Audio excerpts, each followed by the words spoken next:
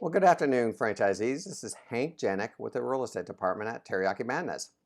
I wanted to take a few minutes in this video in hopes that it will help you all when you're looking at approaching your landlord about a potential rent reduction. In the difficult times that we're all facing, I think this is something that we all need to be considering as an option, and so hopefully this helps. One thing that we might have learned from this crisis that we're going through is that it does help to have a good relationship with your landlord.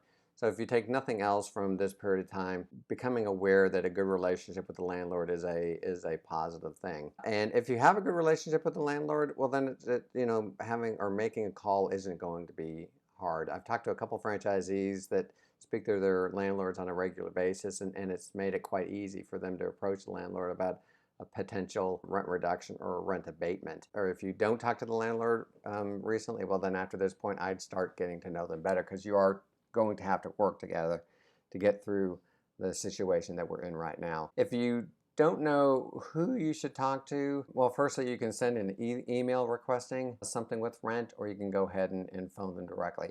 I'm personally much more of a person that likes to talk to people one-on-one, and so I would call them. If you don't know who that person would be, you send an email out to your contact, and it will get rerouted to the person that needs to get the information, and then they'll go ahead and email you. I mean, I've dealt with a lot of rent reductions over the last 20 years, and if I don't know the person directly, it gets to that person fairly quickly when you're asking for a rent reduction. But if I had my choice, I would always go with a phone call first, followed up by an email, just to kind of recap your conversation with the landlord. Firstly, I would go to the landlord with a plan, steps you have taken to cut back. You don't want the landlord to think, and it really shouldn't be the case, to think that the first option was going to them for assistance. You want them to see how you've cut back on employee hours, you've maybe put more money into advertising, put more money into keeping your store cleaner than what is normally necessary because of the situation that we're in.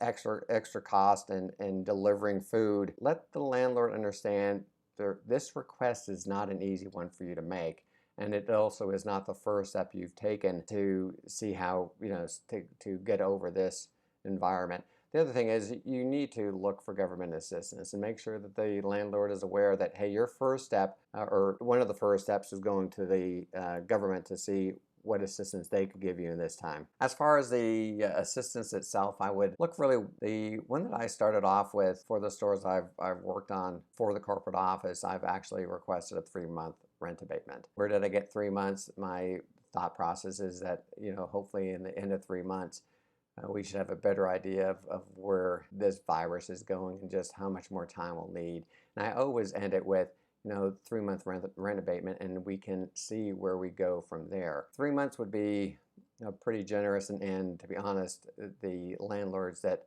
have all responded with, we are looking at a plan, we're looking at coming back to you with something. One individual I talked to had a good relationship. He suggested that they would go ahead and give us a rent reduction, and it would be on the basis of how much sales had decreased. So the question is, okay, if sales is down 40%, then we'll look at giving you a rent reduction of 40%. If you're not able to open the doors, we'll give you a full rent abatement. And I thought that was actually a really unique way of looking at it and a fair way of looking at it. It's hard for us to sit back and think or just take for granted that the landlord's going to say yes to us, because we have to remember that they have bills. They have a mortgage on the property. They have maintenance, and I know you're paying that through CAM, but there are other things that they need to move forward with on paying that they just can't say, okay, that's fine, and we're not going to take any rent from you.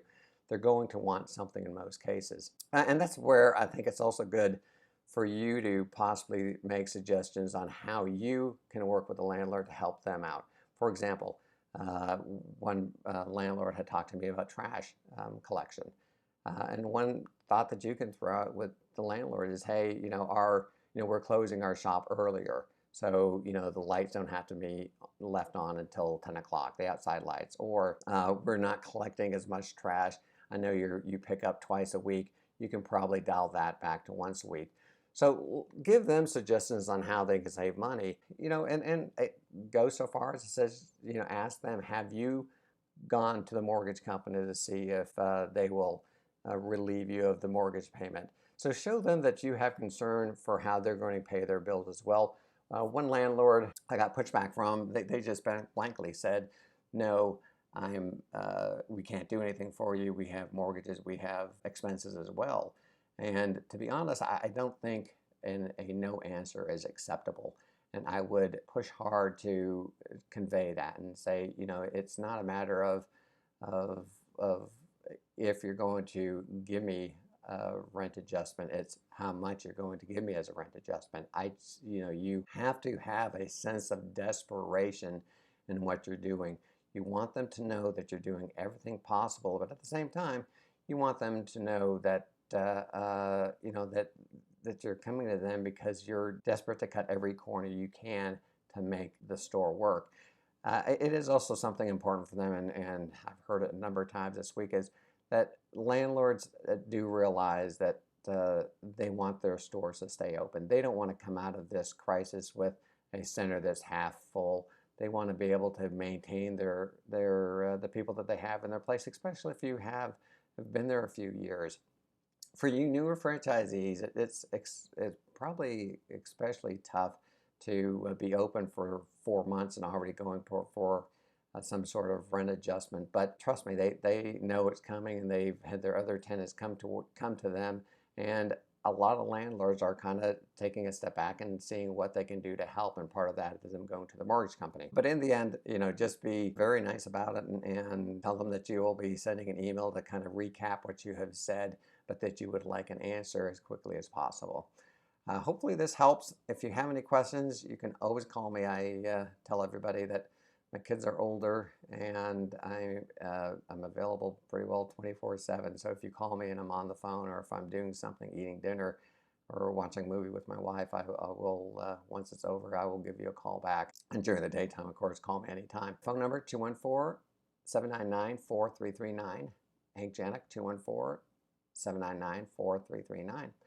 Thank you for your help, and trust me, we all are thinking about you guys in the stores and are trying to stay open. I've told many of you before, I've owned my own business before. My daughter has owned her own business. I know exactly where you all are at, and just how tough a time this is, and my heart goes out to all of you. I care about you, and I care about seeing that you can stay open, stay successful. So feel free to give me a call.